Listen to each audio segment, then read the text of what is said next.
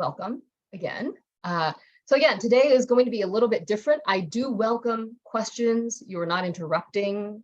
You don't feel comfortable unmuting, you can go ahead and type it in the chat. And then Kristina or Eric, please feel free to bring it to my attention at the right point. You guys have seen the slide deck before. So today is understanding the foundations. And so there's this point where, like, I think a lot of us learn by doing, and I think that's a very noble and true way of learning.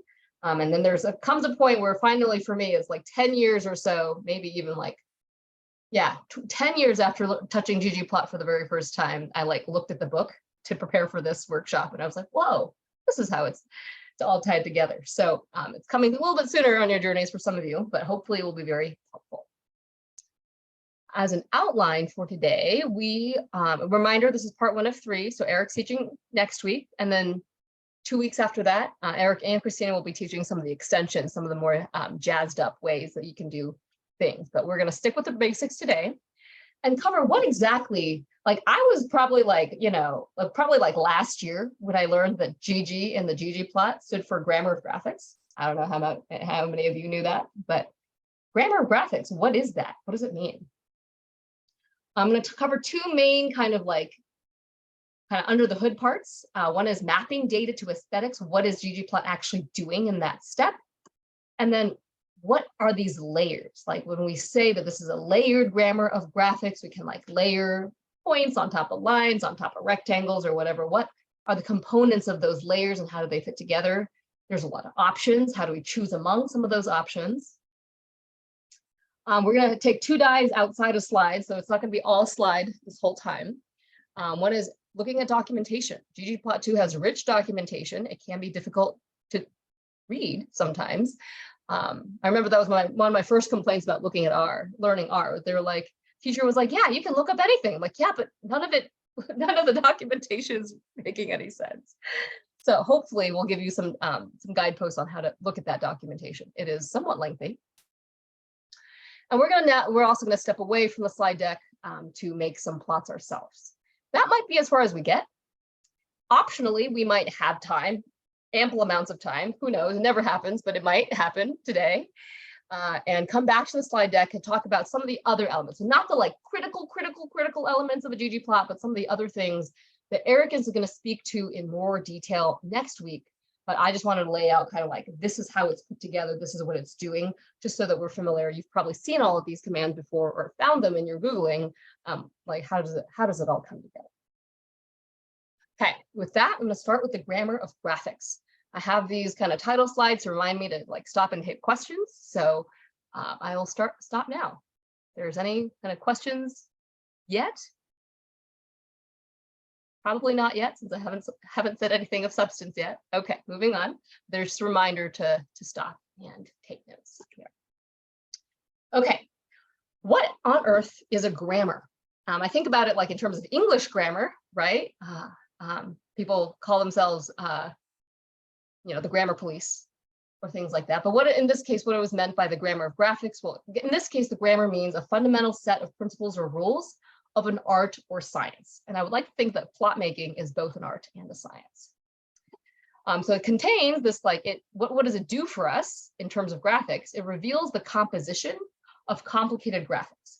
Otherwise, without the scaffolding, every kind of complex graphic is its own thing, right? They're not like related to each other. If we can break it down into the components parts, we can see how they're related to each other and make new ones or iterate on them. Provides a strong foundation for understanding a range of graphics.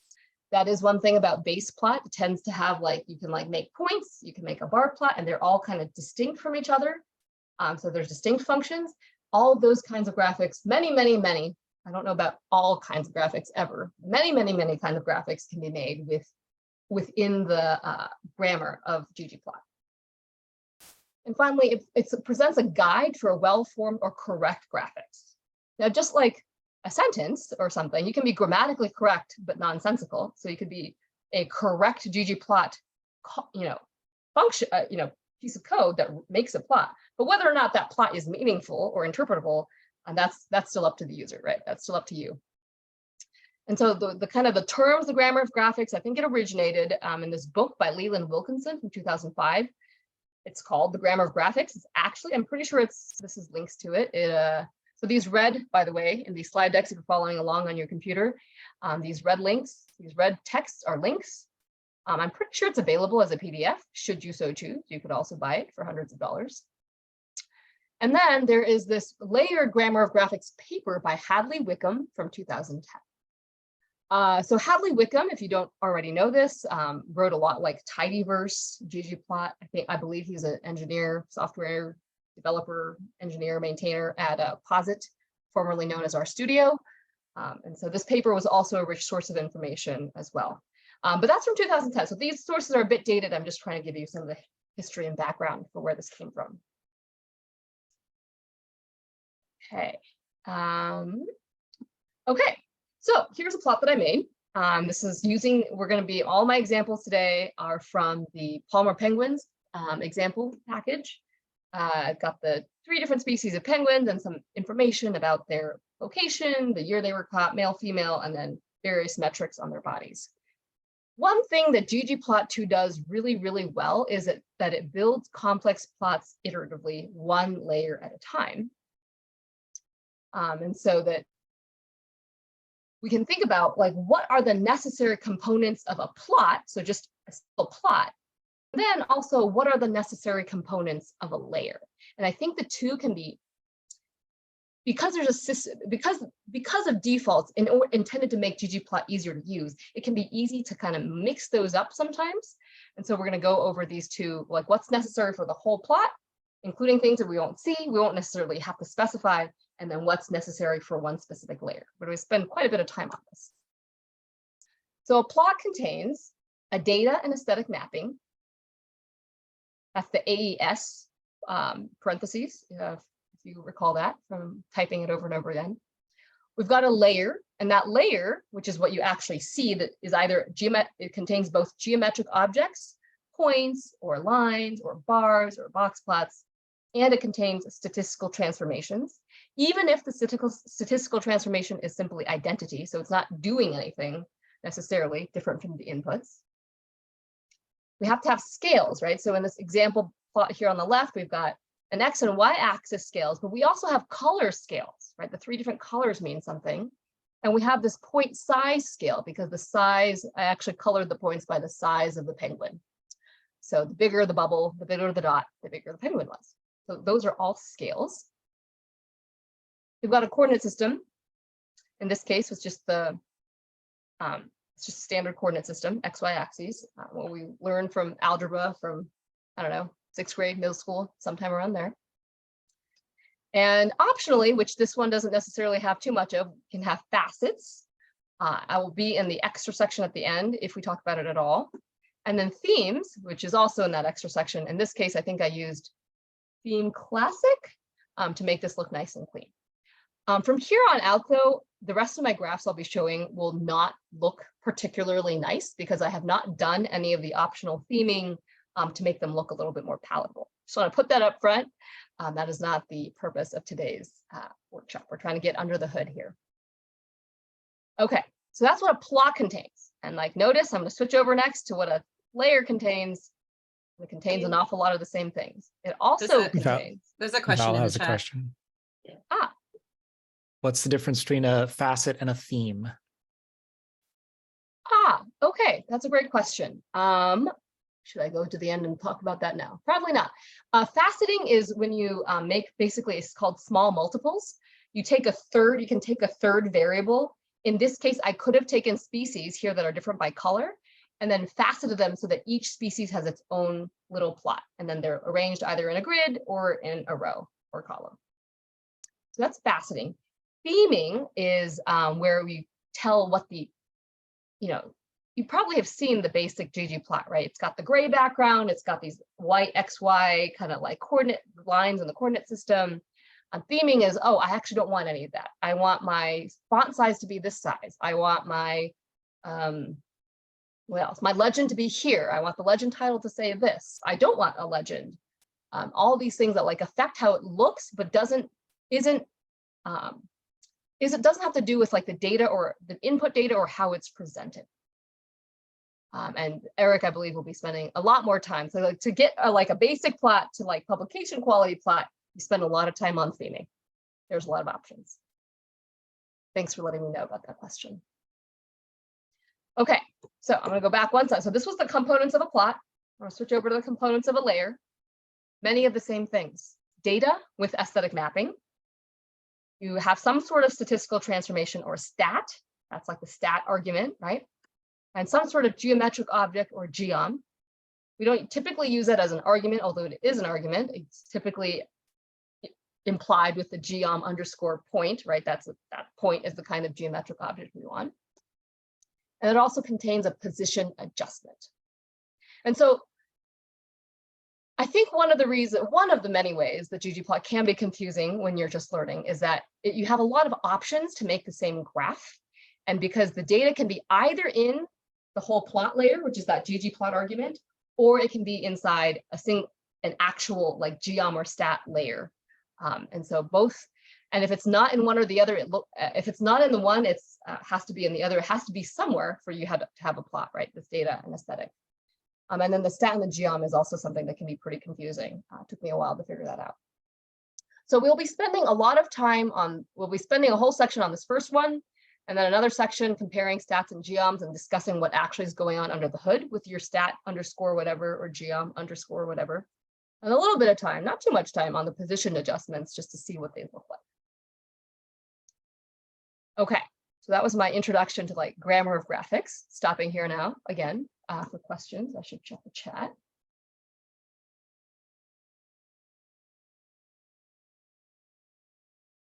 Okay, I'm going to move to the mapping data to aesthetics part. Okay, so obviously you're interested in plotting because you have some data that needs plotting. The data needs to be input to the ggplot argument. It can be added, however, as I just mentioned, in several places. It can be added either to the overall ggplot parentheses function or into a particular layer. The input data does have some requirements. It doesn't have to be a tibble, so you don't have to use the rest of tidyverse to make a ggplot. You can use just regular base R kind of data objects. But it must be a data frame.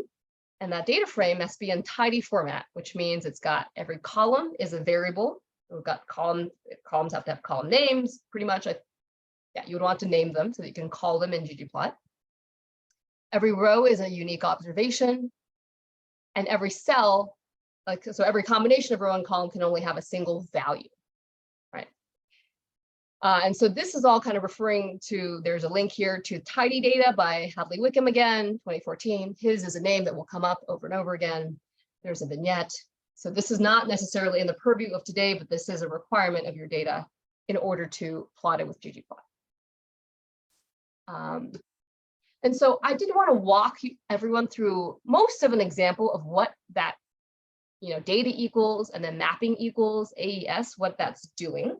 So here I just took some random lines of the Palmer penguins.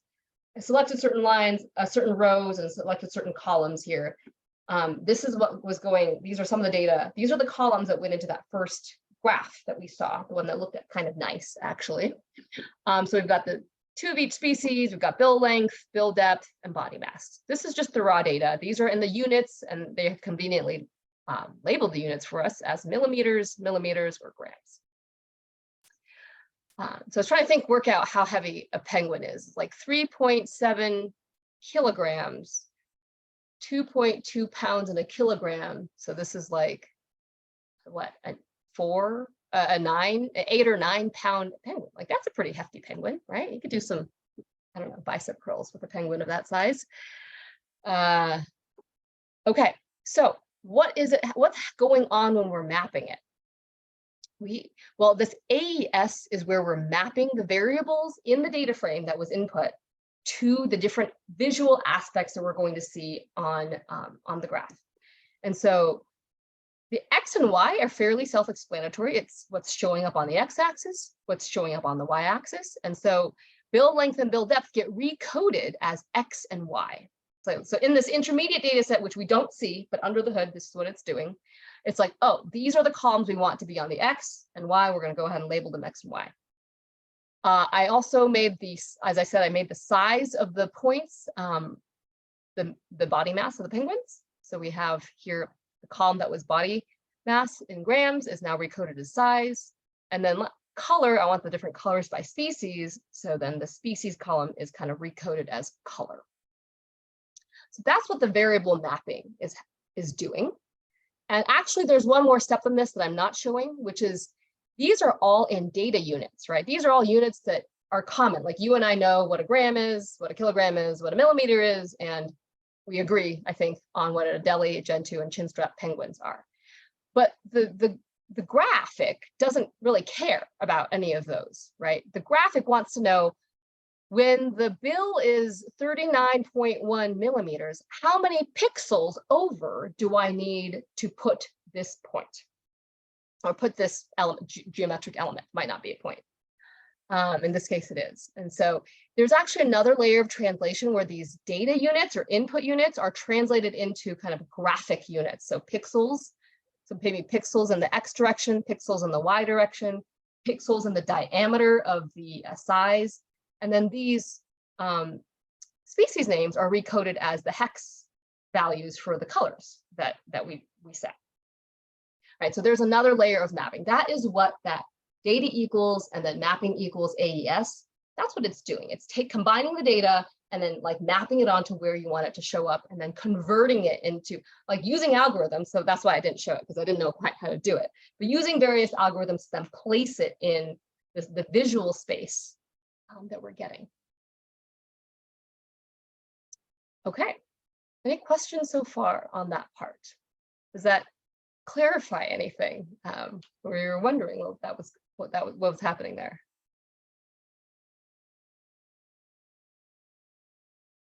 Okay, moving on here, and then the question of where to specify the aesthetics can be ggplot in the individual layers or a combination, and then we're going to come to this term inherited. So everything that's in the ggplot gets inherited by all the subsequent layers. So that makes it easy so that each time you don't have to, if you're using the same data set for each layer, you don't have to respecify it. But it can make it like many options, which is harder to learn. You can also override. So generically it inherits, but then if you then change your mind in that layer and want to put it somewhere else, oh, I want my y-axis to actually be this other variable, not bill depth. You can specify it in that layer and that will override it. So that's how that works. In that case, all three of these code chunks produce identical plots. So in the first one, we've got ggplot penguins, we've got the body mass, flipper length, and color in the AES, and it's all mapped right here in the ggplot call, and it's inherited into geonPoint so that the geonPoint A has a data set, that layer has a data set, and it knows where to put the various components of that data set. You might put the penguins data set and the X and Y axis in the ggplot, and then only for the points you say, oh, these points, I want different colors for different species. I don't want that for every layer, but I do want it, I definitely want it for my geonPoint layer. So that AES can be separated out and put into the geonPoint layer. Or alternatively, and I do this last choice often if I'm mixing different data sets, like I have 2 or 3 data sets I want to plot at the same time, I actually leave my ggplot call completely empty. And then you have to specify data equals penguins in this case. And then I put all the X, Y, and color AES arguments, mapping arguments into the geonPoint layer, because presumably subsequently I'll have a geom something else layer and I want to have different data and different aesthetics. And I just don't want to have, it just makes it really clear that one set of data and one set of aesthetics belongs to one layer. So they all do the same thing, but it might be your habit to do, different things under different situations, so that for maximum flexibility. I have a couple questions. Oh yeah, go for it. So one is in the second code chunk, in the second plot. So if you include another geom in addition to the geonPoint, like a geom line, it will not be by color, right? Correct. Pretty sure I have an example of this coming up soonish. But yeah, so if you had another geom, you would inherit the AES X and Y, but it would not inherit from this layer. So the AESs and data between layers are not inherited. And so then the geom line, unless you also specified color equals species, would not be grouped by species. It would just put one line through all of your X and Y points. Sweet. Also, I don't know if you mentioned this already, but why do you think they called it aesthetics? And I don't know if the book talked about this at all. I mean, I think it's just like seeing where it is and what it looks like. Like this value is going to show up in X, in left and right space, and the Y variable will show up in vertical space, and then colors. I don't know. It's like taking the values and mapping it to something that you can see on the page, on the plot. Yeah, it's just an interesting choice of word too, because then I would think of things as aesthetics as just generally how it looks. So things like theme would also be in a general aesthetic, right? So it's just, yeah. Right. I think one of the things I struggled with was why is this going to AES as opposed to outside of it, when the word aesthetic is just how does it look? Yeah, aesthetic generically is how does it look? And yeah, then you have pages worth of theme options to tweak every single little thing about how your plot looks. Aesthetics in this case are more the basic foundations of where each of your data columns, how it's going to show up in terms of the information content. How about that? It's the information content of how it shows up, not just is my title black or blue font, that kind of thing. Yeah, I guess at that point, aesthetics is jargon as opposed to the general use of the word. So yeah, that is somewhat confusing. And then AES, I just feel when I first started, it was hard to remember to type it every time, and it just didn't plot, typing PLOT plot is oh, that reminds me, that's plotting. AES didn't really draw that connection for me, but at this point, with enough practice, anything can be muscle memory. So we got a question, Wesley. Yeah. So first of all, along with that in the AES, sometimes you also need to do mapping equals AES. And I haven't been able to figure out when you need to do that and when you don't. That's a great question. So, well, this is Wesley, right? Wesley, right? Wesley. Okay.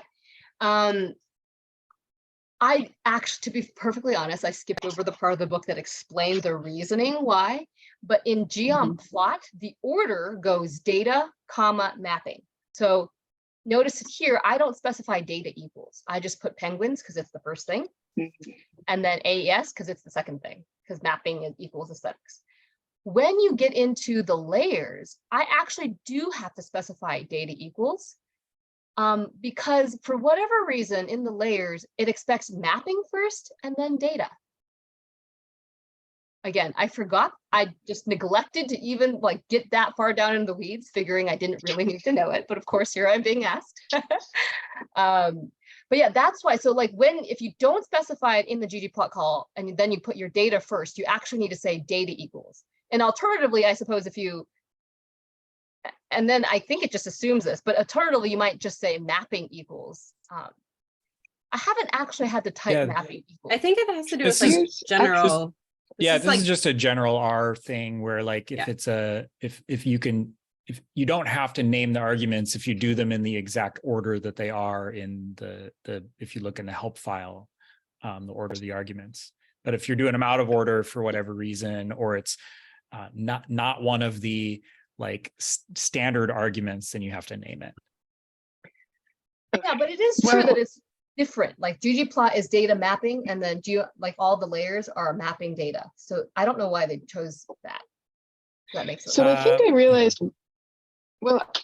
so I was going to ask a question about this, is that I had trouble, doing this layer, implementing this layer, because I wanted to do 2 layers with one data set and then another layer with a different data set, so that I could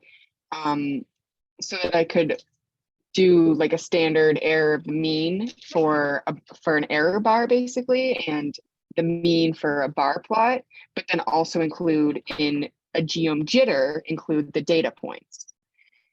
And that took me a long time to figure out how to do that, because you have to assign the data for each layer And it wasn't working at first. And I think the reason why I was able to get it to work was because I had to say mapping equals AES. I think that was just an example of a time where it had to be included then.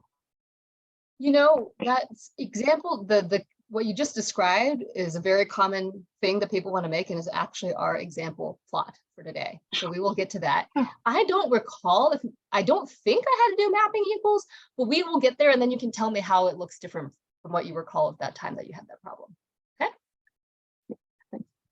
Awesome. And I'm seeing in the chat from Simone that I have an example. Great. I thought I had an example. I knew I had an example. I put it somewhere. I didn't know where it was. So this is exactly what Kristina was asking about, like, what is the difference? And so of having the color in the overall ggplot and having it inherited by every layer, or specifying in geom point. And so here on the left, we have the case where the X, Y, and color grouping are all inside ggplot, and it's inherited by both layers, geom point, and I put here geom smooth, just to draw lines for some points.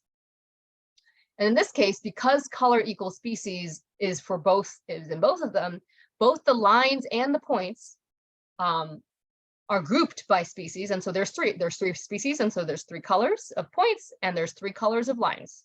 And they were grouped, so the lines were made for each of the 3 species. As opposed to, if I only had color equals species in the geom point, and I didn't have it in the geom smooth, and I took it out of the overall ggplot argument in order to facilitate that, I would get my 3 sets of my points colored in 3 colors, but 1 line running through all 3. Both of these are valid graphs you might make, of course, but so there's not like this isn't like one is better than the other. It's just they're telling you very different stories, right? This is saying something about, or drawing your attention to the fact that, the relationship between mass and flipper length looks like it's somewhat different between the 3 species. Whereas this one is telling more of a story of when regardless of penguin species, we have this positive linear relationship between body mass and flipper length, right? So, I mean, if you're a penguin biologist, there's probably more you could pull out of this, but that's what I'm getting out of here as a plant person. And so that's kind of the power of knowing where you specify different AES arguments, and then under what conditions you might choose to do so. Okay. So this last one is, I think this is pretty sure, yeah, this is the last slide in this section, is about mapping aesthetics to constants. And this isn't something that might not happen to you a lot. It happened to me, something that I wanted to do a lot, because I would have different columns, especially weather data. Like I wanted to show temperature and precipitation, for example, on the same plot, or temperature and BPD or something. And so they were actually different columns. And in order for the legend to show up, you like back here, for these species legends, it's actually like the species is actually a column in your data set, right? And it says Adelie, Chinstrap, and Gen 2. For something like temperature and BPD, I mean, it doesn't really, they're not the same kind of data. You could pivot your whole data set, right? Using pivot longer to pivot them to be in the same, and then use that to make a legend. But sometimes you just want to make a legend on the fly with 2 different columns. And you can do that also with AES. The only difference here when we're from how we were doing it previously, well, species is still species, but here I added shape, is I actually am naming it a constant, right? That's what the quotes mean. These unquoted body mass, species, bill length, bill depth are variable names from my penguins data set, from my penguins data frame. So they don't need to be in quotes. If it's a constant, I'm actually putting it in quotes. And that is the name that will show up inside my legend. So in this case, I've got the body mass on the x-axis and I want them to be colored. But maybe I'm curious about how bill length and bill depth have, I was totally, grasping at straws here. They're different. They have different relationships to body mass. And so I want to see both bill length and bill depth on the same plot. And I just called this y-axis, I just named it bill dimensions to be really clear. It's not one or the other, but it's both of them. And then so these are different columns, 2 different columns, and I'm going to name plot 1 as length and plot the other shape as depth. And so then on the fly, the AES argument is able to create for me a legend that says, okay, circles are the depth one, triangles are the length one, putting them on the same plot, or putting them on the same x-axis, but giving them, these are the unique y values. And then just to not be confusing, I want to rename my y-axis to be build dimensions, and then rename my legend title here to be the shape. Here is going to be dimension for the shape legend.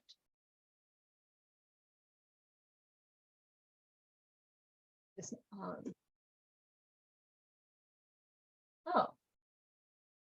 Yeah, I can't quite tell either, Kristina, if this is like a very like a kosher standard use of ggplot, or is this some kind of hack sort of thing that's like okay for on the fly, but ideally you wouldn't do this very much. I think it's mostly a case of there's limited circumstances in which you do this. But has anyone else experimented with this before or tried to make legends on the fly like this using AES with constants? Sometimes you have to do it because when it grabs the names from your data frame, if there's any spaces, it'll automatically do an underscore or a dot. So you might have to rename it on your own if you don't want to go renaming your data set. Andrew, okay, I think that's perhaps slightly a different case of if your like column names don't have underscores but have spaces, you might use, actually don't know, backtick or a single quote or a double quote. I'm not sure which of those are the, I would use backtick probably, but. Like I know recently when I was first putting stuff in R, I had spaces in my data frame for the names of the column. And then when it went into R, it changed those spaces to just periods. Yes, it does, so, definitely does that. Yeah. This is something a little bit different. And I'm going to just, if no one has questions about it, I'm just putting this here as an option that you can map aesthetics to constants. It might be pretty edge case, although I use it, again, bias here. I use it often. So I think other people do too, and it clearly I've done it by accident tons of times too. So it's good to at least know, like, to diagnose your problem if you accidentally put your column name in quotation marks and it's like you're not giving you the plot you expected because it's thinking you want to create a new legend that's just called bill length millimeters instead of like actually mapping the bill length millimeter column or whatever. So it's nice to know that this what does this so that you can recognize when you've accidentally put quotation marks around something that you shouldn't have, even if you're never going to use it intentionally. It's good to know. Thanks for that, Eric. I hadn't thought of that. Yes, might be an accident, a slip of the finger as you're typing because you're used to putting column names in quotes or something, but this is what it would look. This is what it would do. And you can hack it and use it to what you want to as well. Okay, so that was the whole section on mapping, and we had some good questions and interactions there, but I feel somewhat confident there must be more. There's a comment in the chat. Okay. Oh, that's a good suggestion. That's I think, general comment / addressing Andrew's earlier comment. Clean names. Simone, can you unmute yourself and describe what it does? I'm not familiar with Janitor. It's a package that does some basic cleanings, and I've been using it because I have been working recently with data created by other people that were in Excel, and they had a lot of issues. And if I run this command, assuming df is my data frame, is essentially going to change all capitalized to lowercase and spaces to underscore. So at the end, you don't have to use like special quotation marks for your data manipulation, whatever that is exactly. So perfect. So that actually fixes a lot of problems in general. Thanks. It's good to know. Thank you. Yeah. No problem. We're here to learn from each other. This is great. Any other questions before I move on to layers?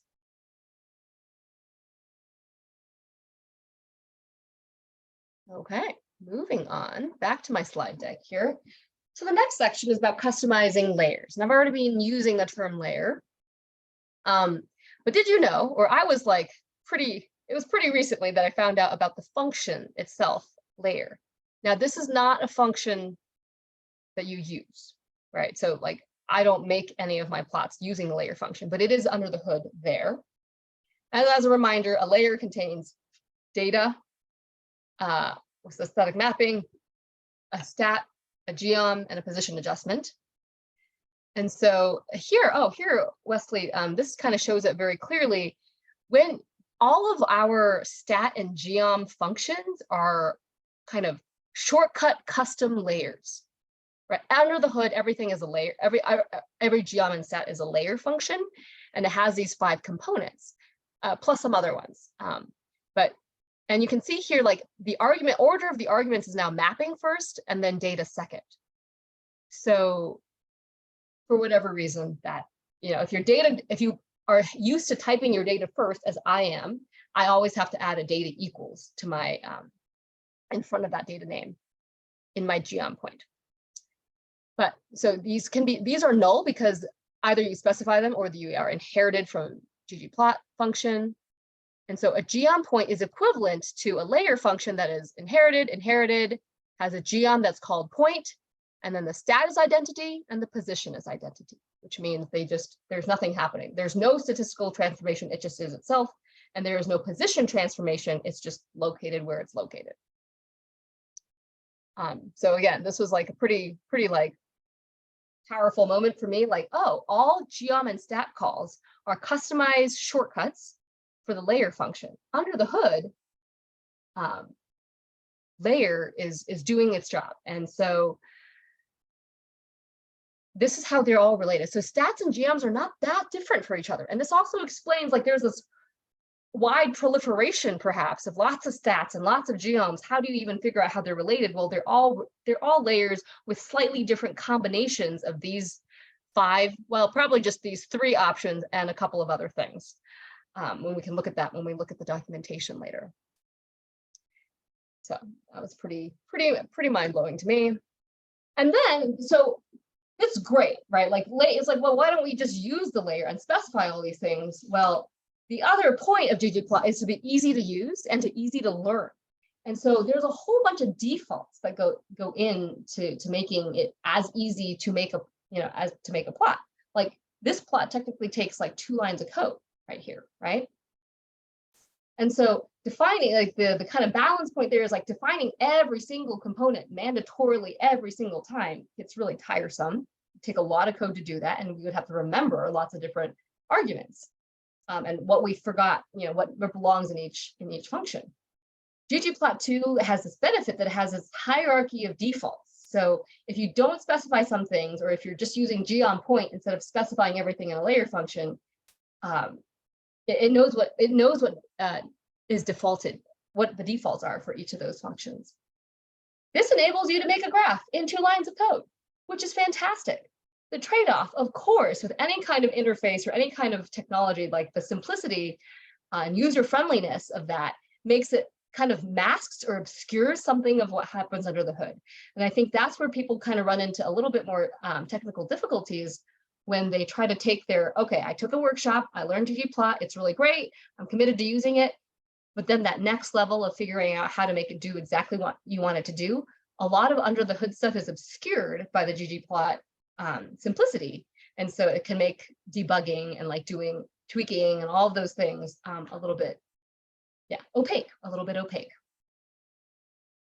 So this is the 2 ways that you would plot this. I mean, I'm showing this as more than 2 lines, but technically it's 2 functions, right? You've got ggplot, you've got geom point, and you can make this plot, or you can write it all out, right? And so the layer with its 5 elements, the data, the mapping, the geom, the stat, and the position in a layer function. And then the other parts of defaults, which I may or may not get to at the end here, the scales is also defaulted.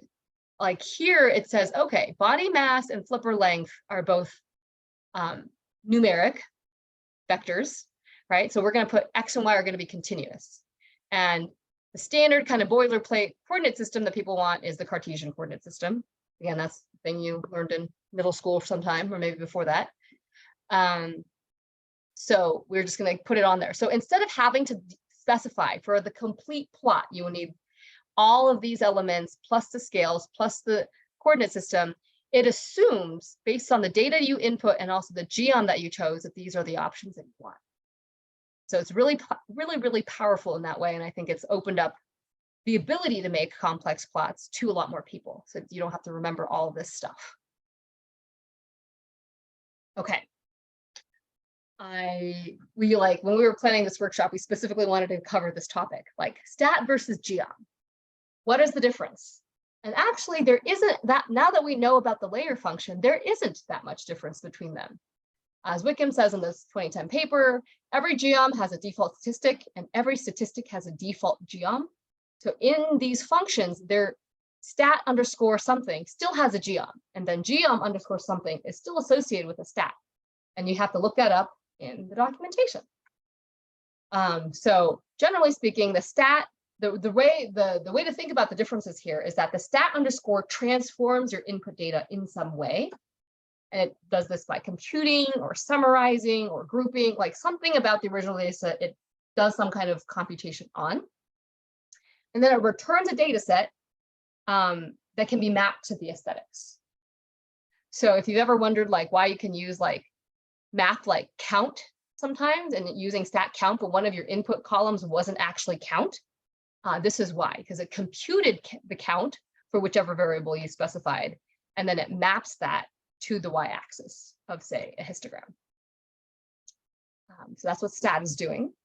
And then geom, that controls the geom underscore whatever, that whatever part, that asterisk part, it controls the kind of plot to be rendered. This is where your point, line, box plot, I mean, the number of geoms is just really flowered and exploded. And so this is one of the cases where there's a joke where I don't actually know the original source, but the emphasis is simply on a different syllable for these two, right? The emphasis, these are the same thing, stats and geoms are the same thing. The emphasis here on the stat is that this is how the data are transformed, and the emphasis for a geom is this is how that plot is going to be rendered. But otherwise, they are equivalent. Here, I'm going to take a brief break. Let's go check out the documentation. Someone dropped this link here. I can copy the link also there in case you haven't are on the slide deck yourself. I'm going to click it. Oh, no. It doesn't work. What? Did I not? There's an exclamation point at the end of your URL. I think maybe you can get rid of that. Ah, there you go. I think it's just a typo. That was a typo. What was I so excited about when I was making this slide deck? I'll have to go back and correct that. So, I mean, this is you also find this documentation in the, if you search for the help bar inside our studio, or if you do question mark, some function name in your console, but this is like a nice way to kind of page through a lot of it. And there's like it tells you about the basics, tells you about the options. Like this is a nice kind of reference, just to go to, even when you don't have a specific question. If we just pick one of these, say like geom count, that's a common one where you're just like seeing like how much of different kinds of data do I even have in this data set somebody handed me in Excel that I had to use janitor on because the column names are all messed up. It leads you to this page and it has these different sections. So you can see here on the side, it's a little bit easier on the internet platform versus I think inside our studio, but you have usage, you go down to arguments. And then I think the usage and the arguments are pretty fairly standard for most kind of documentation. And then so like the usage is like, here are some examples, this is what it does. And you'll notice too here that the geom count and stat sum are like shown together. Like these two are kind of like lumped together, which is kind of interesting. In this case, they are almost, I think they are identical. Yeah, so here the stat is sum and position, so both are position identity. So this is a geom count. So it's assuming that the it has a, I don't actually know what the geom is for geom count. Assuming it's count, which might be a point, it says the stat is sum. So when you're using geom count, actually there is a summing step that happens. And then when you're using stat sum, which makes that much more explicit, it's there is the default in here that says, okay, we want it to show up as a point. So this is kind of how you can figure out before you like trial it out and use it. You can look at the documentation to figure out how they're different or how they're the same, quite similar. Under arguments, you have your data mapping, your data. So this is kind of in the order. It tells you what options you have, like, oh, position, what can you do? You can do either jitter in quotes, or you can use position underscore jitter. Okay, that's cool to know. And then some of these other things. This aesthetics, though, is interesting because it tells you which aesthetics that geom point understands. Well, I guess geom point is running under the hood of geom count. So you definitely need an X and Y. To make a point, you need an X and a Y, right? So these are in bold, so it tells you the mandatory or required aesthetics are in bold. And then it also understands you can alpha, you can change the opacity of the points, you can change the color, you can change the fill, you can change the grouping, you can change the shape, you can change the size, and I actually don't really know what stroke is, but you can change the stroke. So that is the aesthetic section. And then even like kind of like was novel to me, was like, you can go down here to this computed variable section. And so as I said, like the stat does calculations on your input data. And then plots the output of that calculation, but you don't really get to see that into like the intermediate calculation. It doesn't like output it somewhere else so you can like print it and look at it, which makes it a little bit like I have to hold it in my head a little bit to use it. And so this part can tell you these are the computed variables. You can access it with delayed evaluation. That's this after stat function. But if you want to directly put this in your aesthetic argument, you can say, I want to show the actual number of observations at a position. I'm going to use like y equals after stat n. But if I would rather show that not in absolute observations, but in proportions, I can use after stat prop. So it's just telling you what that statistic is calculating, what is available for you to even call into your graph. Okay, so I'm going to return back over here. Stroke is the width of the boundary of the points. Okay, so you can like, so that's the difference between color and fill also, right? Like color is the outside, fill is the inside, and stroke is the thickness of that outside. Cool. Thank you, Kristina. And next, I'm going to be showing some examples of this. Oh, it depends on the shape that you have. Right, that's that, like I look it up a lot, like the ggplot, like 1 through 16 or 1 through 20 something, the different shapes. Some only have color, some have fill and color and stroke. Lots of things to customize ggplot. Okay, these next two I'm going to show kind of like related stat and geoms, and this in this case is for plotting counts of categorical data, so it's categorical on the X. You can use, so in both these cases, they look identical, right? So the data, the mapping, and the aesthetics are the same for both left and right here. The only difference is on the left, I'm using stat count, and on the right, I'm using geom bar. And in this case, they show up looking, I mean, I can't tell what's different between them. And you can confirm that by looking at the documentation for stat count and geom bar, which I bet are on the same page. In fact, we can check that. Go back. Okay. Geom bar. There's geom bar. Yep. So geom bar, geom call, and stat count all show up on the same documentation page. So they're very closely related to each other. This is kind of like a taxonomy of the different geoms and stats. Okay. If you had continuous data that you wanted to plot the density of, this is where it gets a little interesting. Like stat, you would think, oh, stat count and stat geom bar were the same. What about stat density and geom density? They surely sound the same. And they're definitely doing very similar things. Sounds very similar calculations to your input data, but they are not the same. In this case, there is stacking happening on the left. So you can't actually read the y-axis as an absolute, but it's like a cumulative across the different species. Whereas it's not stacked on the right-hand side. And so I had to like change the opacity here so that you could see all the colors. You can see where the green and the red and the blue overlap. But this is just like some of the differences that I would not have known offhand. I would either have just tried it and looked at it and figured it out. Or again, you can go geom density, which comes with it stat density, and look at the differences. And indeed, in geom density, we have position equal identity. So it's just reporting the actual position of that calculated stat of density. But then in stat density, the position is equal to stack, so it's stacking them. You can override any of these arguments, but sometimes, so it's like 6 of one, half dozen of the other, whether you override the default or you just go to the other kind of flavor, like changing from geom to stat, for example. It's easy enough to do both. Again, this is sometimes why the help files on the internet, when you're Googling for answers, there's like 7 ways to do the same thing. And if you end up trying to squish them together, or don't really understand what's going on, why it's doing that, it can be a little bit frustrating.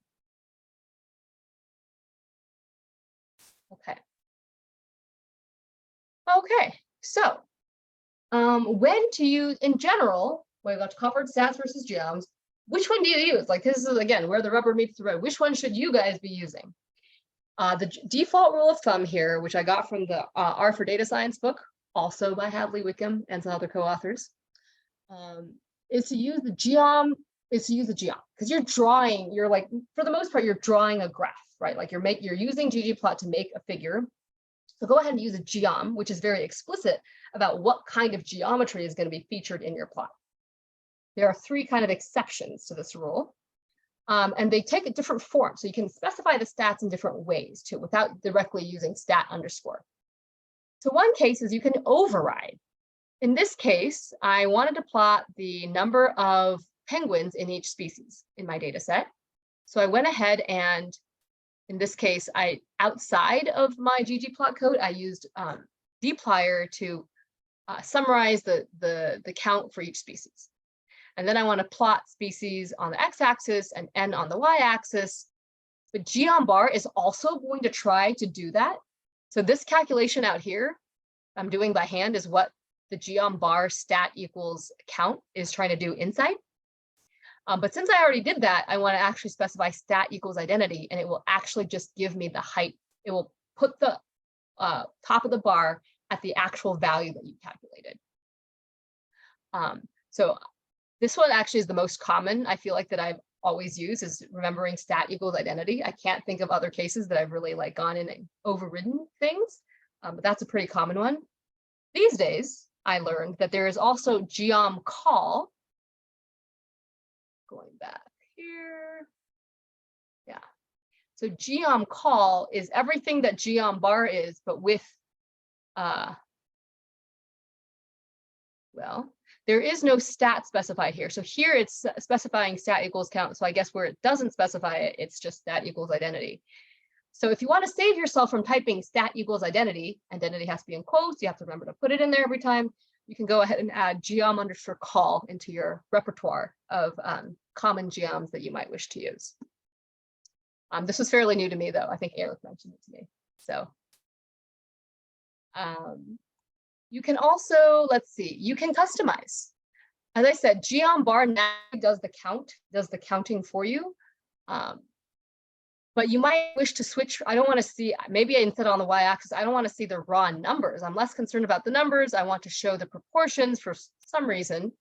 And this is where you would go into that, computed variables, and then you can do after stat prop, right? That'll plot the proportions.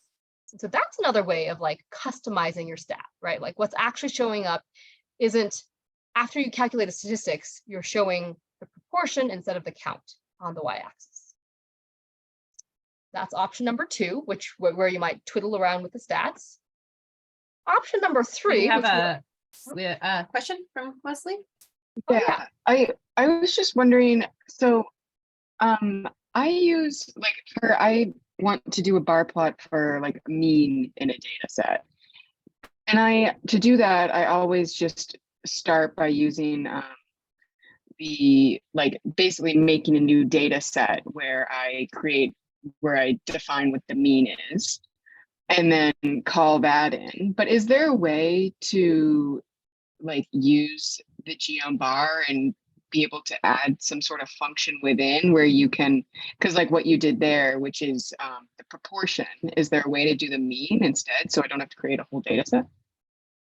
Yes, and you are asking this question at exactly the right time. Because that is what. Oh, that's what you're about to do right there. That's Oh, I'm this sorry. last tab. Perfect timing. I'm glad that like got you thinking though, because you were thinking along exactly the right lines. You're like, if I can do this function, why can't I do other functions? And that's what this stat_summary does. So I think yeah, let's actually look up stat summary. This might not be, oh, whoops. Go, let me find it on my page. All the way down here. Okay. Stat summary. What's it doing? So it's actually the geom that it uses is point range, which is very common if you're doing a mean and some kind of error bar. And then you want to specify, or you might want a mean, maybe you want a median.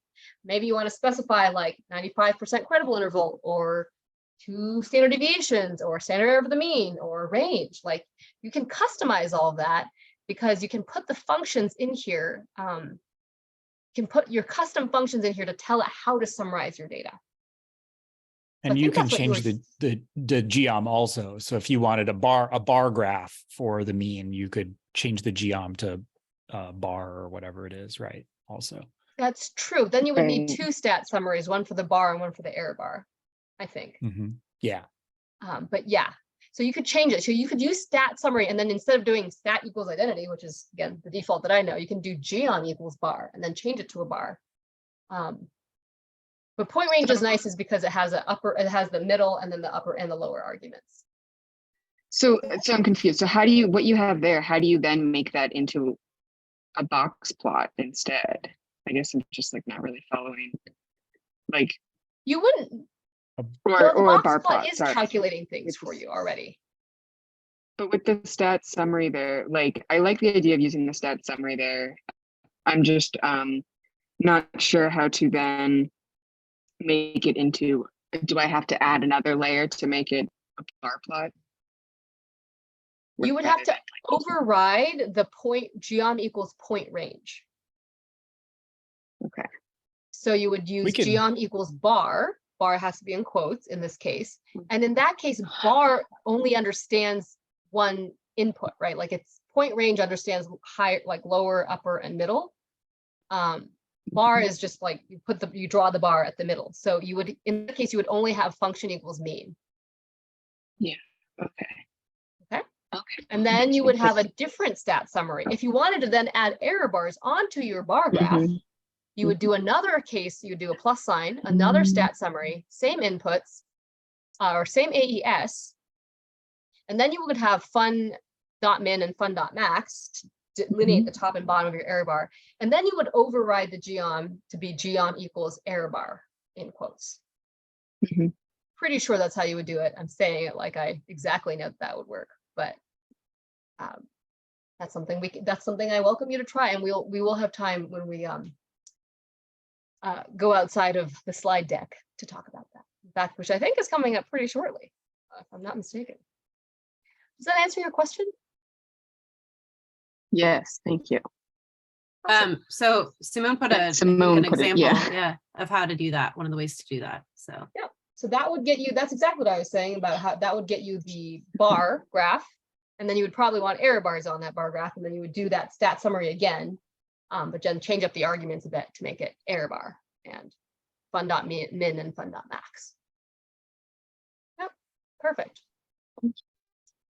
Okay. There's a bunch of layer options out there, as you just saw in documentation. Here are some links I put in here to the, this is the ggplot book. It's in 3rd edition. It used to be that you had to buy the physical copy, and it was always just too cheap to do it. But now, for whatever reason, they had an agreement with Springer or whoever published it, that they could offer it as a free ebook or book down book. So that's where I've gotten a lot of this information from, and you can too. Not just in the, it's not only limited to people who bought the book, physical book. So there are some categories of like the different like instead of being in alphabetical order, which is, this is nice, right? I think this is mostly in alphabetical order, sort of, yeah-ish. Yeah, I think it's in alphabetical order. The book here has it kind of ordered by like graphical primitives, 1 variable, 2 variables. So this is kind of like a menu that you might like peruse someday. You're like, I have this kind of data. What are my options even for showing this kind of data? And you might, I mean, I feel like every time I look, I learn about some new kind of graph that I didn't previously know existed. So that's always handy. And there's the same one for the stat. I've been talking a lot. I would like to hear you guys talk some more. So I'm going to turn on my people here. The danger of taking a workshop with me is that if you don't volunteer, I will call on you. So with that heads up in advance, and of course you can say pass. I'm not going to like put you on the spot, but let's do an exercise. I've got these 5 kind of situations, and go ahead and suggest, unmute yourself or type in the chat. And if absolutely nobody says anything, I will call on someone. Suggest a useful geom for each of the following problems. Number 1, displaying how a variable changes over time. What geom would you suggest for that, for someone who came to you with that problem?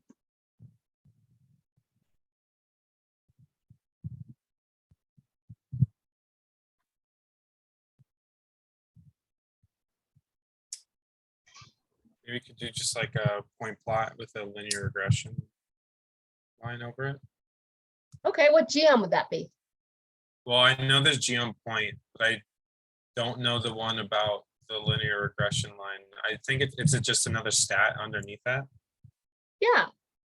Well, so if you were like interested in like smoothing over it and like fitting a regression, you would, I think, use stat smooth. What if you were interested in all the wiggles though, like those like stock market plots and such? Ooh, don't we have someone from the B school here? Like geom line?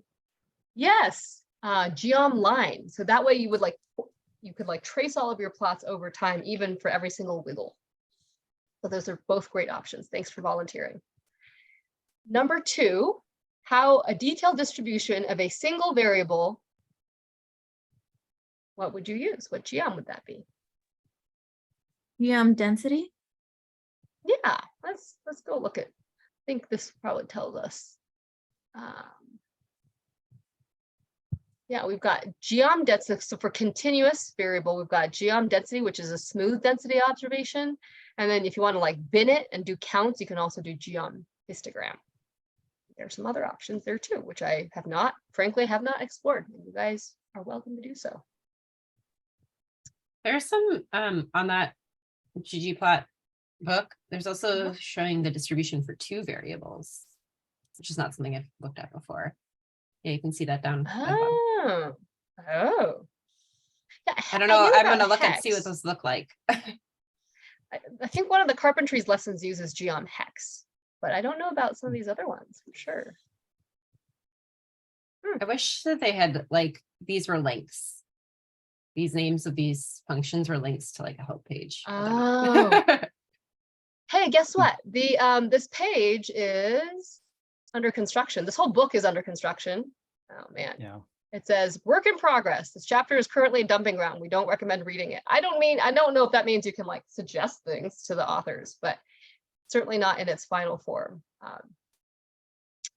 And I was like, yeah, I don't care if it's your I'll take your dumping ground any day, Hadley Wickham. Not to sound like a fangirl of Hadley Wickham, but this whole talk is basically all sourced from his materials. Number 3, focus attention on one portion of a large data set. There's probably multiple answers to that one. Curious to hear what y'all think.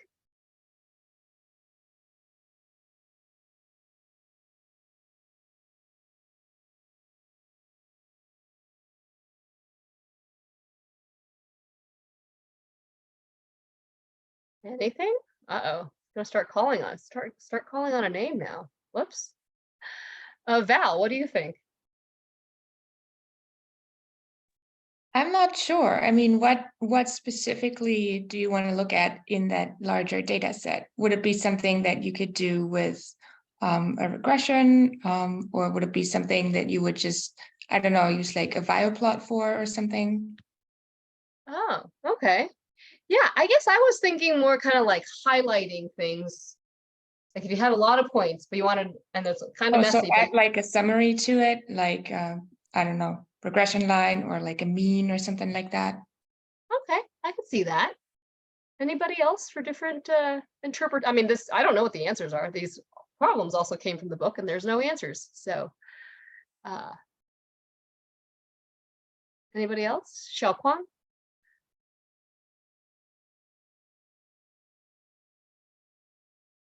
No, scared them off. It's okay. I guess I was also thinking like maybe you would use geomrect to kind of like put some kind of layer behind it to like highlight like this is the portion you should pay attention to. I could also imagine like overlaying like a subset, like with the subset of data that you are wanting to highlight attention to, you could like replot it with a different size, just that subset. So geom point if these were points, or geom line if it was a line, like highlight part of it and then change the line width or change the point size into something bigger or a different color. You could probably annotate the plot with an asterisk if you were like, or an arrow of some kind. I don't know how, but you probably could do that. So there's probably lots of answers to that one. I'm going to skip the drawing a map one. That you can draw a map with ggplot, but I think is it geom map? Is one of them. What about labeling outlying points? Anybody have an answer for that?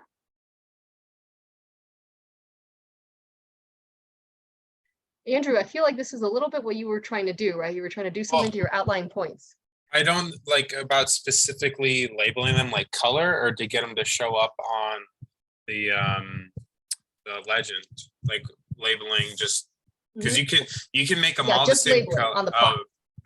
You can make them all the same color. When you just make a box plot, you just have to set an outlier or it'll do it automatically. I'm pretty sure when you do the box plot.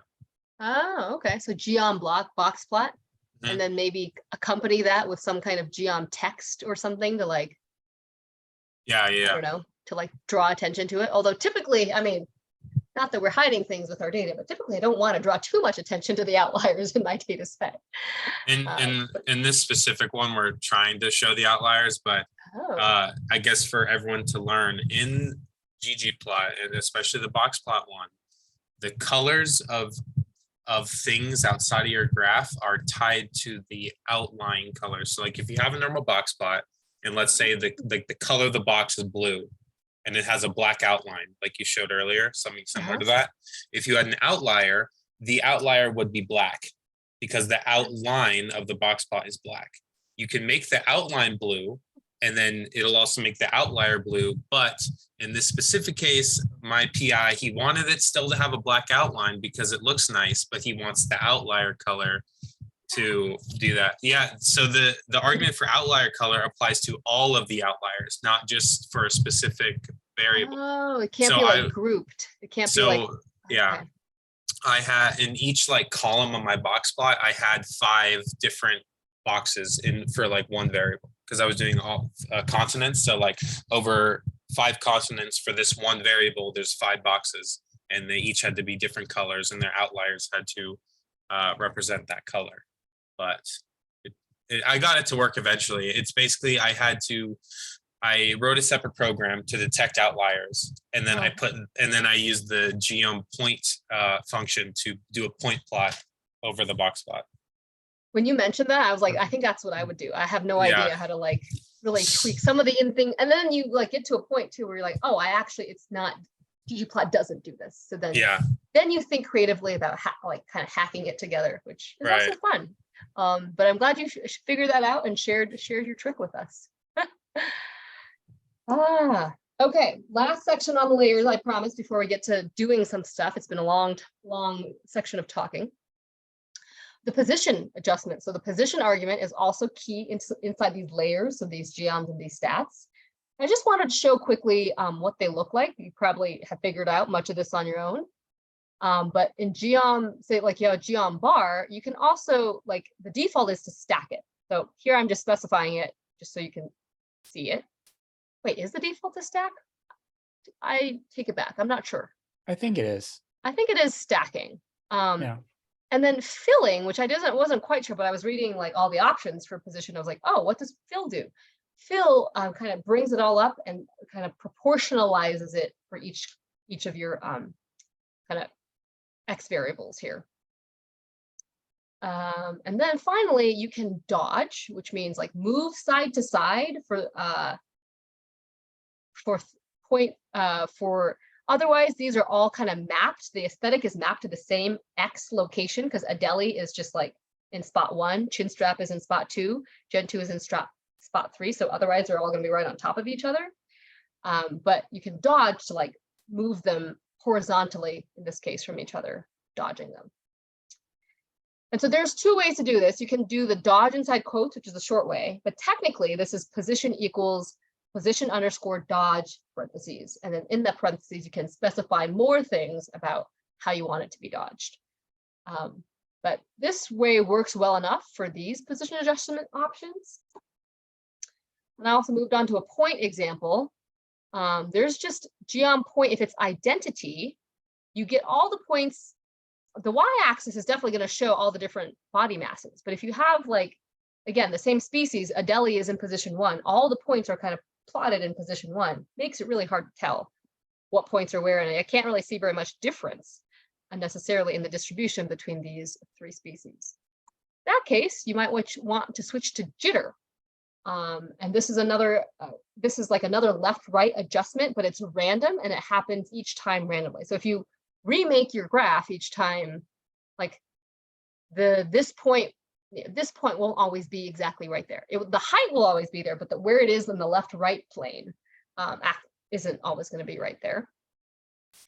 And again, you can also do position equals position underscore jitter parentheses, and then control things about how widely you want them to be jittered, among some other things, I'm sure. And then things that you might want to do both jittering and dodging. Interestingly enough, I tried position equals quotes jitter dodge, didn't work. You have to actually use position underscore jitter dodge, even if you don't put any other arguments in. I'm not sure why. But this one will jitter and dodge your point. So it'll dodge it by the category, in this case by secondary color. So here, like you can separate the male and female here because, I mean, the males are heavier than the females. But you can imagine a case where like there might be all intermingled with each other, in which case you would be much better served by having them dodge, so side to side by that categorical variable, and then jitter just to add some randomness so you can see all the points. So that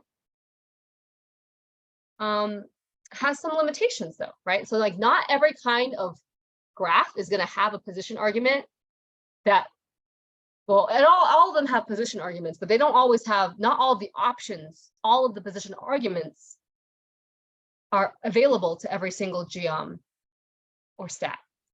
And so this is another kind of like, let's think about it for a second. You know, we can't stack box plots and error bars. Why not?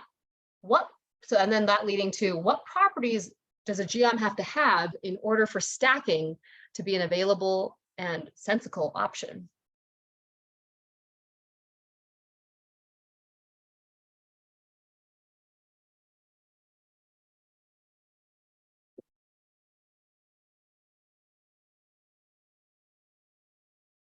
Let's just start with, why can't we stack a box plot?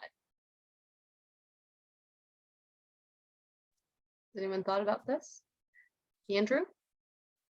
You can group a box plot, but I guess you can't stack it because your data runs into each other. You can't, it doesn't show very well. But yeah, I guess for it to be stackable, you kind of have to have like separation of variable, like you showed with the box plots, like, I mean, of the bar plots with different colors. That's the only thing I can think of when you can show 3 different like categories all within the same variable and they're all in the same line. Not just that they're the same variable, but they're a very specific kind of variable, right? The ones that we showed that could be stacked were like counts. Okay, Things counts, that are additive. not category. Oh, no, not meaning that. Like if you have a box plot, typically you're showing some kind of variable that you're interested in, like body mass, say. Like what would it, if we stacked the body mass, we would be implying that some kinds of penguins were heavier than others because we've added those Y values together. And they're not, they don't have the property of being additive, right? Body mass, if you show them additive like that, takes on an entirely different meaning. Right. You're saying that some penguins are twice as heavy as others, or on top of, heavier than others. Whereas if you have counts, that is something that's stackable, because you're saying, oh, I have this many count, like 45 of this kind of penguin, and then 65 of this kind of penguin, and we stack it. That meaning, that interval meaning, stays the same with the count, and that interval meaning does not stay the same if you have like an actual like data units going on. So the stacking thing really only happens for things that you have either by hand calculated, for like stat count, that kind of thing, where it's calculating the counts and the densities, probably density stack, count stack, proportion stack, that kind of thing. Where the interval retains a meaning, regardless of where it is in like Y space. Okay, we're gonna move on to dodgeable. When can you dodge? When can you put things left and right separate from each other, which is what dodging is? Anyone have thoughts about that?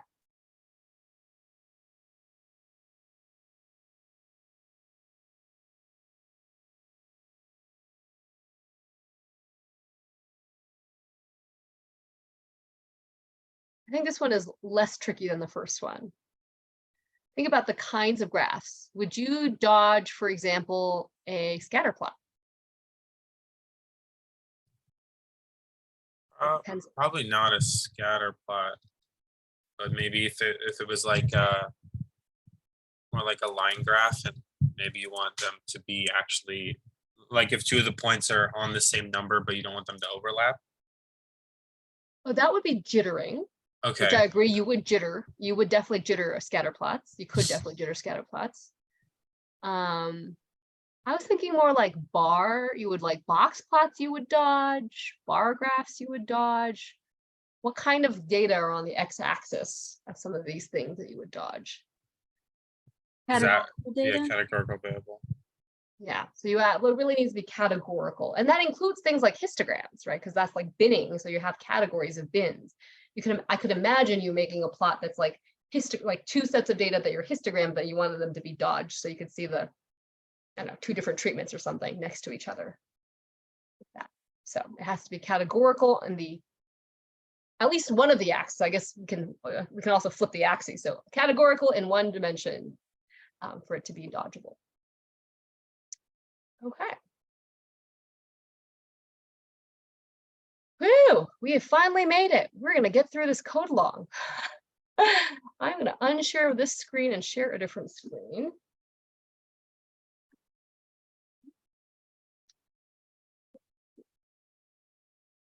And it's also been kind of a long, you guys can see my RStudio screen? Yeah. Yep. Looks good. Okay. I've made an executive decision. I've talked a lot. Let's go ahead and take a break until 12:40. We're going to come back and do the code long portion. And if anyone can stay, or if there's any need to keep discussing, we can run long on the code long. And the remaining of the slides that kind of lead into what Eric's talking about, they're available for you to peruse. But I'm sure Eric will cover it in much greater depth and with much greater practical application than I would. So we're going to just end on this. So yeah, everyone, let's take a break, 6-minute break now until 12:40. I'll see you then. Alrighty, everyone. Not sure if everyone's back yet, but it is 12:40. And so I ask that in this time, you can pull up your RStudio. Start with a note project, just a fresh little RStudio screen. We're going to write along on a little script. The first thing we're going to be doing is recreating this layered plot. Again, it's very simplistic. Eric's workshop next week will tell you much more about how to tweak and make this look nice. But inherently, this is a layered plot. There are 2 layers to it. Can anyone tell me what the 2 layers are in this plot?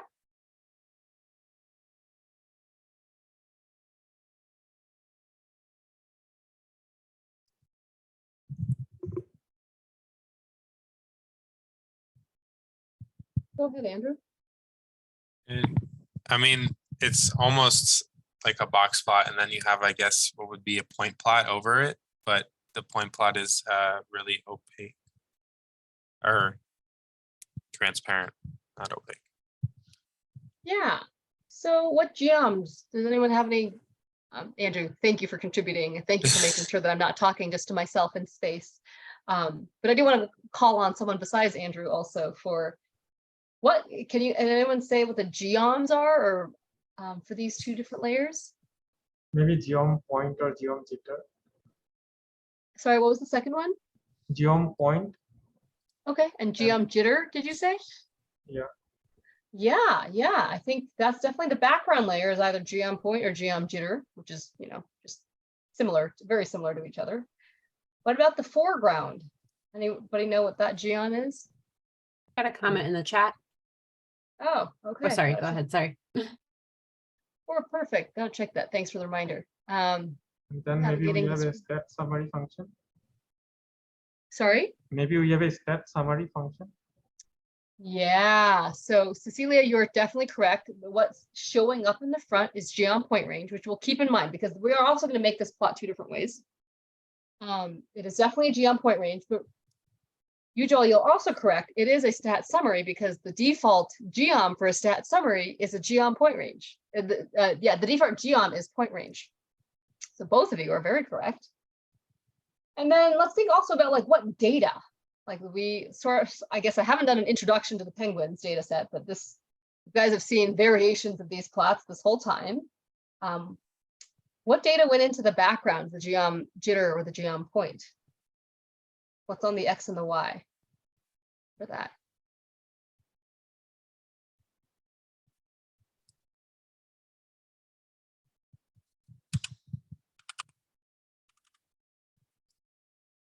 I'm going to try calling on someone I haven't called on yet. Desiree?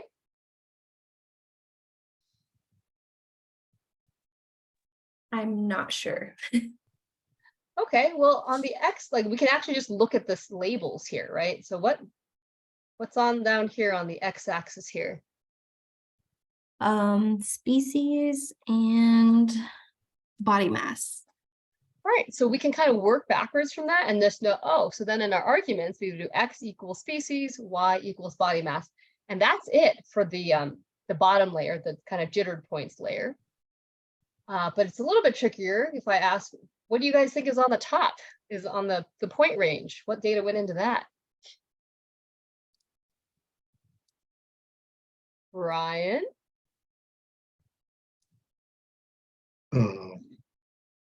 Is that the quartile? It could be the quartile.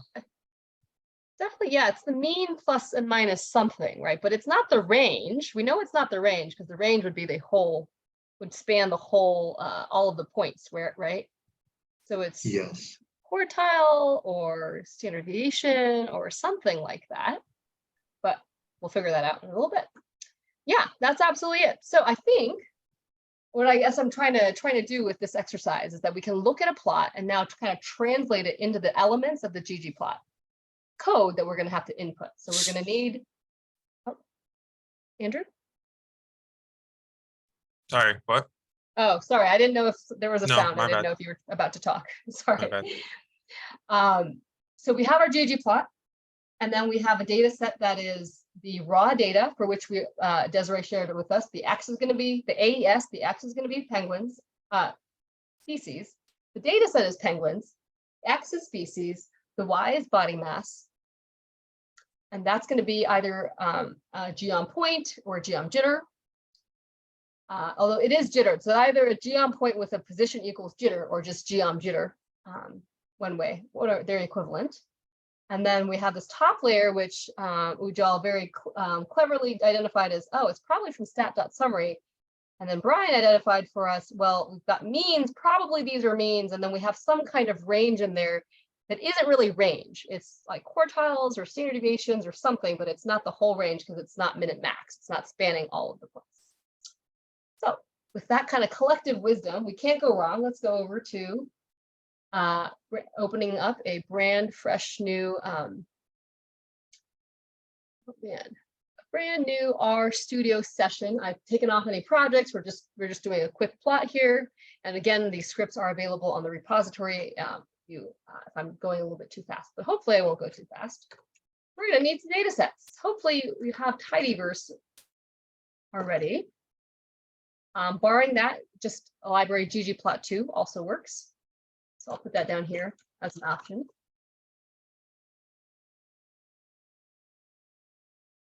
We've got library. This is the we need Palmer penguins. And I need, well, this is for maybe for later. You guys don't need to have this. Some of you might already have it. Multi-comp view. Okay, so I'm gonna go. I don't recall if I ran all of them. I'm gonna highlight all of those and run them. So this is just, I'm gonna stick all my libraries at the top. Then we can start thinking about the penguin data set. Well, I'm not here to teach dplyr, but it is the case that there were some NAs for sex in the data. I don't know if you guys recall seeing that when we're doing some of the count and the different stacking and filling and dodging options. There was NA for sex because, oh, I forgot to ask that question, man. Right. So in addition to X and Y, we also have another AES here. We have color. What does color here maps to sex and not species, because we already have species on the X-axis. So we're going to have 3 arguments inside AES. Whoops, totally flew my mind. But there's also NAs, and I don't really want to show like the distribution of NAs. I don't think is very meaningful. It just means the penguin slipped right away before anybody could sex them when they were catching them. Not sure how you like trap a penguin. I've because of Kristina's experience with the oh gosh, the mouse data set, the rodent data set from Portal, the Portal. Yeah. What are they called? It's not Portal penguins. So there's the Portal teaching data set. Yes. The Portal rodents, there's also body mass and various lengths and widths and such in there. That teaching data set. They also have the same problem, like the mice, the rodents wriggle away before you can sex them. I imagine the same thing, but more intense for penguins when they wriggle away from you. So we are going to do a little bit of dplyr first. And we're going to take penguins. And then I'm going to pipe that into a filter, and I'm going to remove all the NAs from sex. So there's is.na sex. That will give me all of the NA. Can you guys see down here? Okay, that will give me NAs for sex, which is the opposite of what I want. I got to remember to put a little exclamation point in front of that. If I check that, okay, that's taken out the NA that's only giving me the male and female. Okay, then I can pipe that into a ggplot. And right, the piping always takes the result of your last function and makes it your first argument of the next function. That works great for ggplot because our first argument is data for ggplot. So it comes in there.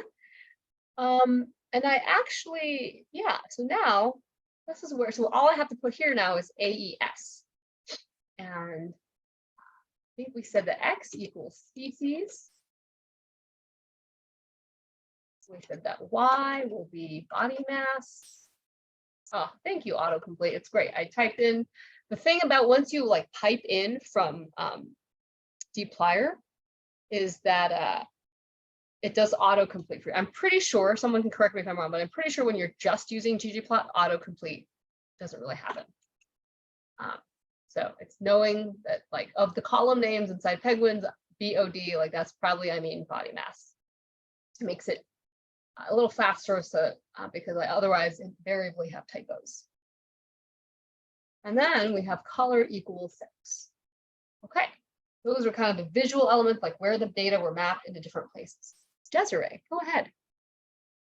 Yeah, so I have a question. How do you get your code to color code like that? Like, Yes, this is another Eric brought to my attention innovation. Remind me where it is, Eric. Global options? Are we talking about just the code highlighting? Yeah, the rainbow parentheses.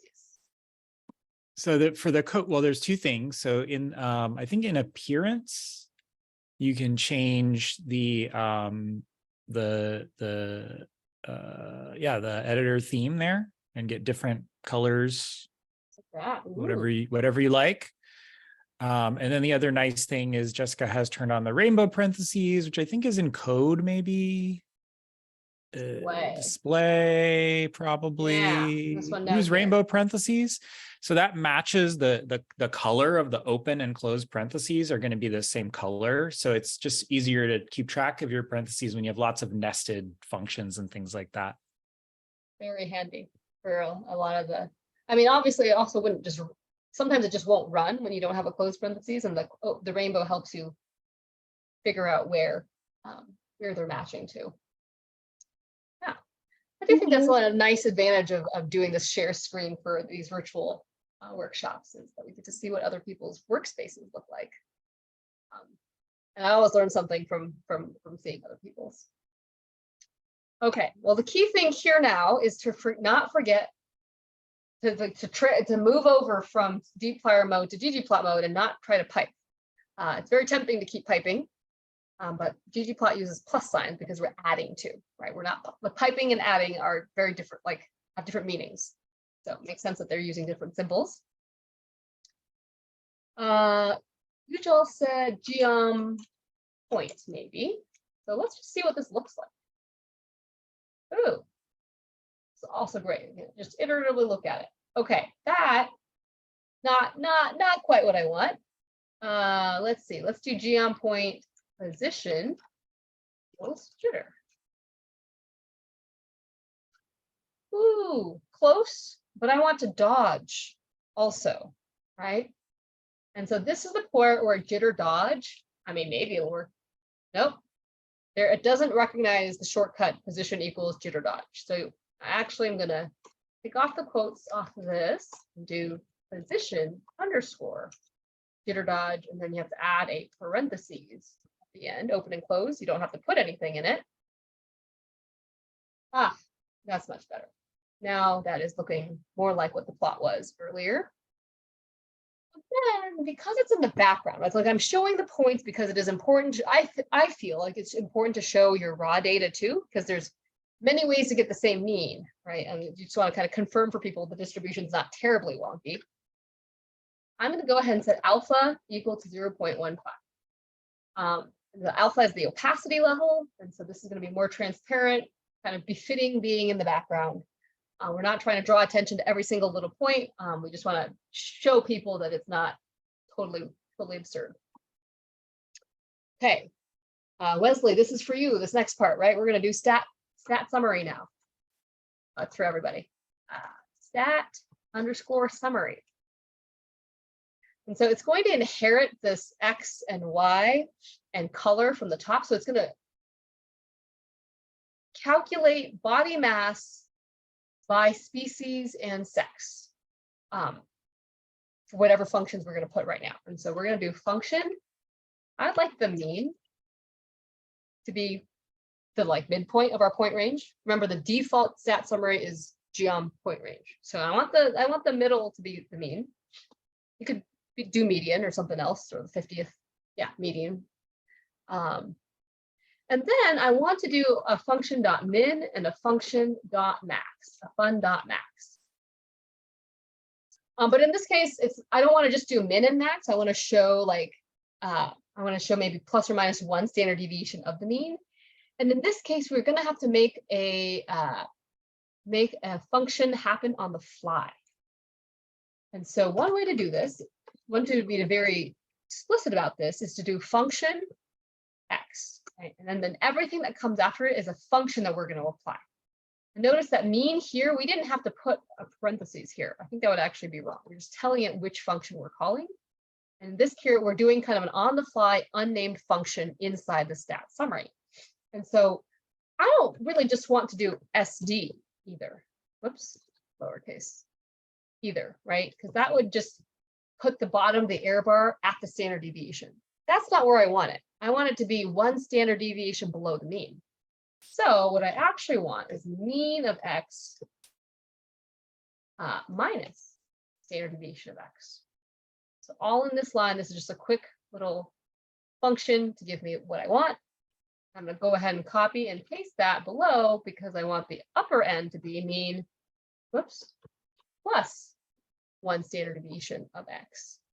Like and you can see how this could be really flexible. If you're interested in a standard error, you could go ahead and make a function in there that calculates a standard error. Maybe you want 2 standard errors, not 1 standard error. Like this is the time where you can customize. I'm going to go ahead and run that to see what it looks like. Hey, that's pretty close. The problem is that the stat summary, because I have this position jitter dodge inside the geom point, that's not something that the stat summary layer knows anything about. So I'm going to go in and then set that. So the stat summary also takes the position. It's a layer function under the hood, so it also takes a position argument. And in this case, it doesn't need to be jittered, right? Because this isn't like a whole cloud of points. It's just 2 points. So we just want to dodge it. Which it tells me that does not work. Uh-oh, I need to check.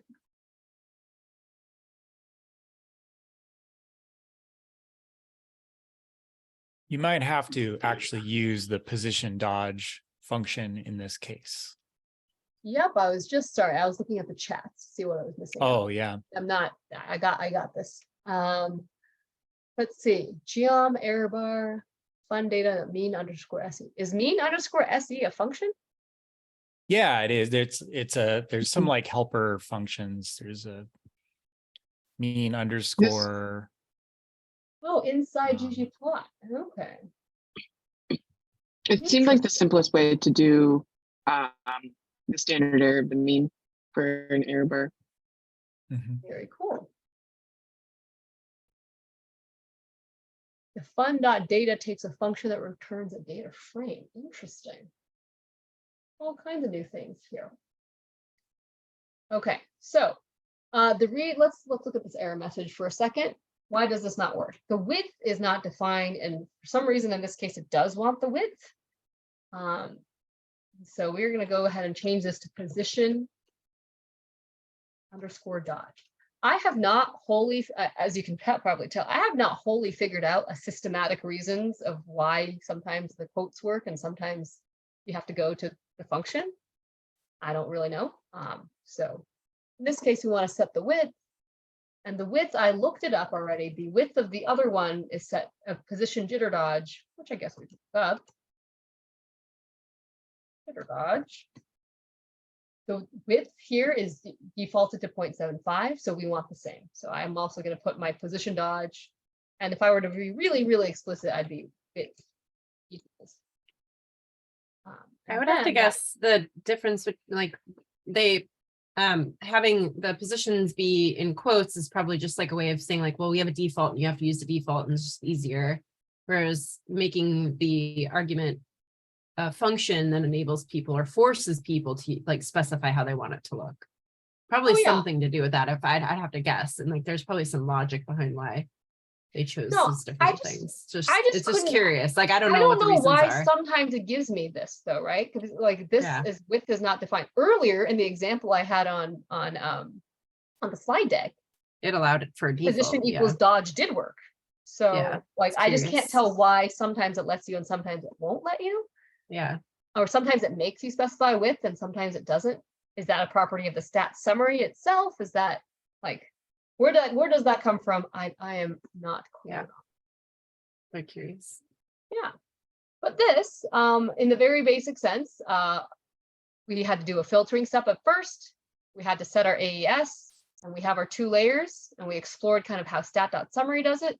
That replicates at the very basic level, replicates what we saw on slide deck, and it's 1 o'clock, so I will not have enough time.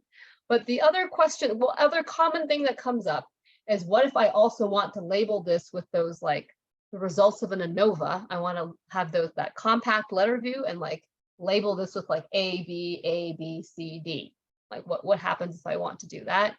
I have code on the repo that shows how to do that. In that case, I could not figure out a way how to do that using stat summary. So I had to end up putting in 2 data sets. I had one data set that's just the Penguins data set, that's this raw background points. And then I calculated my own data set for the standard error or standard deviation, the mean, and then the letters, because you need to somehow tell it where to put the points.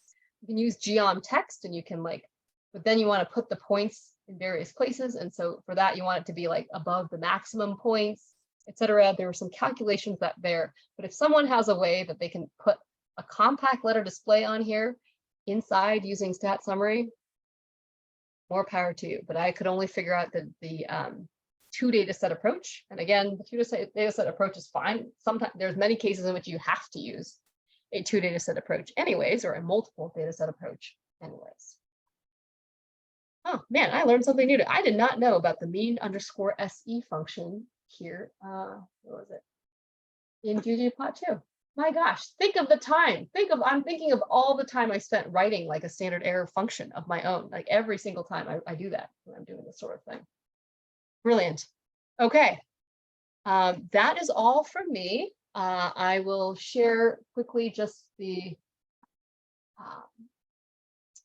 going to go back to here, but skip to the end slide. So after this, there's a bunch, there's some things about scales, coordinates, faceting, and theming. And then I just want to land on this further resources page, acknowledge that the penguin artwork came from Alison Horst. We've got the Hadley Wickham's paper, the ggplot2 book, which is now available online. R for Data Science has a couple of chapters on data visualization that are very ggplot heavy and appropriate for this audience. And then an open invitation as always to see us at our groups, drop-in hours. They are Tuesdays, so tomorrow at 9 a.m. On this gather.town platform where we can all see each other and then break off into little groups to chat.